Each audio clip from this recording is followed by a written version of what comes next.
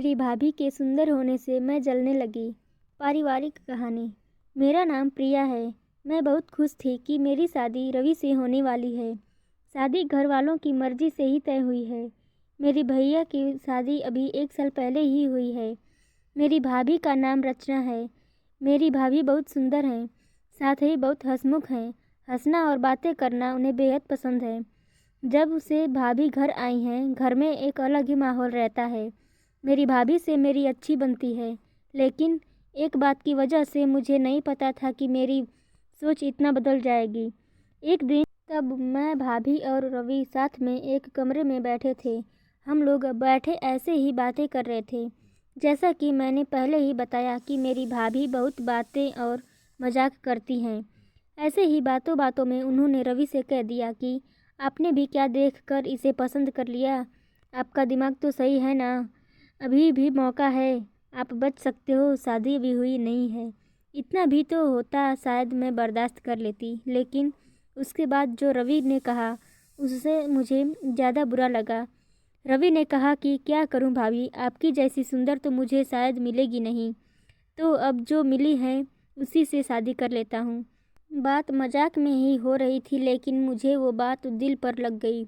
उस समय मैंने भी बात हंसी में टाल दी, लेकिन मुझे अब वो बात सोने नहीं दे रही थी। मैं पता नहीं क्या क्या सोचने लगी थी। मैं अपने आप को भाभी के साथ कंपेयर करने लगी थी। मुझे उनसे और उनकी सुंदर होने से जलन होने लगी थी। एक छोटी सी बात मेरे अंदर यह बदलाव ला सकती है, मैंने सोचा नहीं था। मैं उस बात का जवाब देना चाहती थी। मैं कुछ भी करने और सोचने लगी थी। मैं सोच रही थी कि कैसे उन्हें भी रुलाऊं।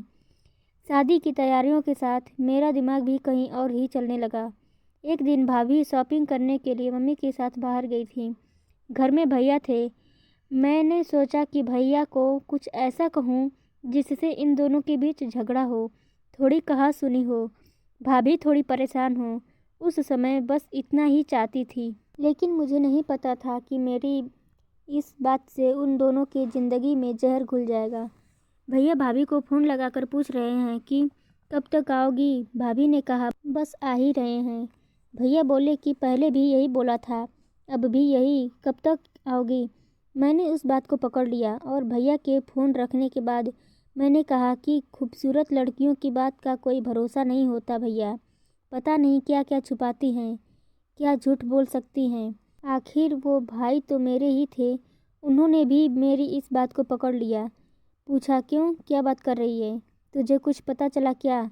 मैंने जानबूझकर ऐसे ही दिखाया कि मैं कुछ जानती हूँ और उनसे छिपा रही हूँ। मैंने कहा नहीं, कुछ नहीं, मैं तो बस ऐसे ही बोल रही थी।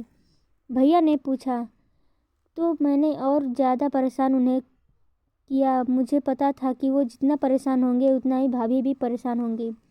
मैंने उन्हें ऐसे ही कहा कि भैया मैं क्या बताऊँ, आप खुद समझदार हैं। वे बोले क्या मतलब, क्या बोलना चाहती है, ठीक से बता। मैं अब क्या कहती, लेकिन अच्छा हुआ कि उसी समय भाभी और मम्मी वहाँ आ गए और बात टल गई।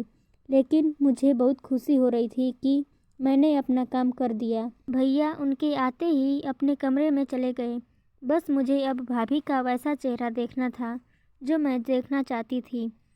भाभी करीब 1 घंटे बाद जब कमरे से निकली तो उनका चेहरा बयान कर रहा था कि मैंने जो बोला उसका असर हो रहा है। भैया का भी मुंह उतरा हुआ था। उस दिन से भाभी का बोलना और हंसना कम हो गया था। भाभी का मुंह उतरा रहता था। मैं पता नहीं कैसे इतनी कठोर हो गई थी कि उनके आंसू से मुझे खुशी मिल रही थी।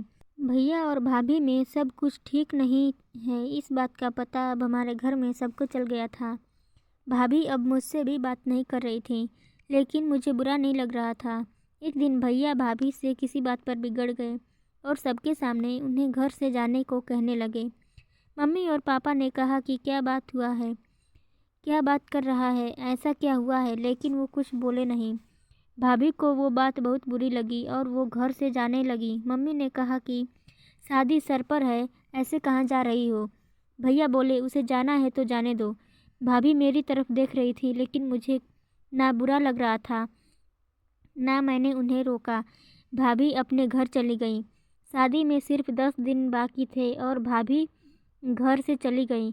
घर में मम्मी, भैया और पापा को देखकर अब मुझे थोड़ा बुरा लगने लगा था, पर मैं अब कुछ कर नहीं सकती थी क्योंकि बात बहुत आगे निकल गई थी।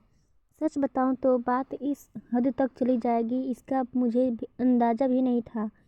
शादी के समय सभी के मुंह उतरे हुए थे और इसका कारण मैं थी, लेकिन यह बात मैं कैसे बता सकती थी। भाभी को मम्मी ने फ़ोन किया, लेकिन वो नहीं आई।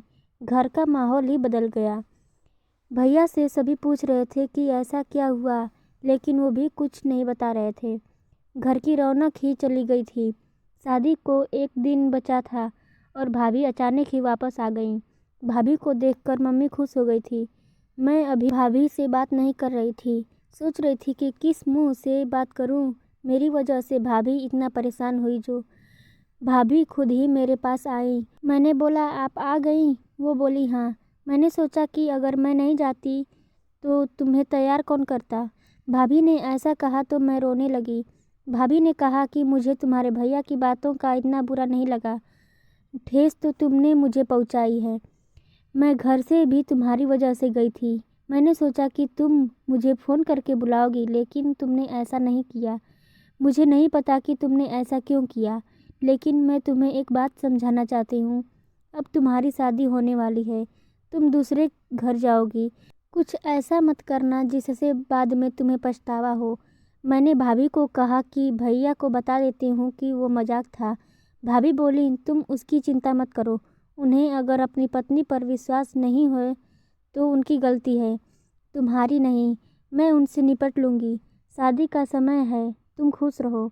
भाभी के आते ही घर में रौनक आ गई। इस गलती ने मुझे बहुत कुछ सिखाया। मेरे अंदर की जलन और ईर्ष्या को ख़त्म कर दिया। मेरे अंदर एक डर पैदा कर दिया कि कहीं मैं गलती से किसी के साथ कुछ गलत ना कर दूं। भाभी मेरी जैसी नहीं है। मुझे पता है वो भाभी भैया को भी संभाल लेंगी। मैंने भाभी के साथ इतना कुछ किया, लेकिन उन्होंने अपना फ़र्ज नहीं भुलाया।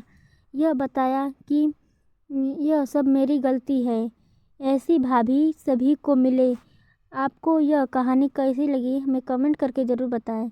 इसी तरह की कहानियाँ आपको यहाँ मिलेगी, तो बने रहिए हमारे साथ। और इस वीडियो पर आपकी क्या राय है हमें कमेंट करके ज़रूर बताएं। Thanks for watching.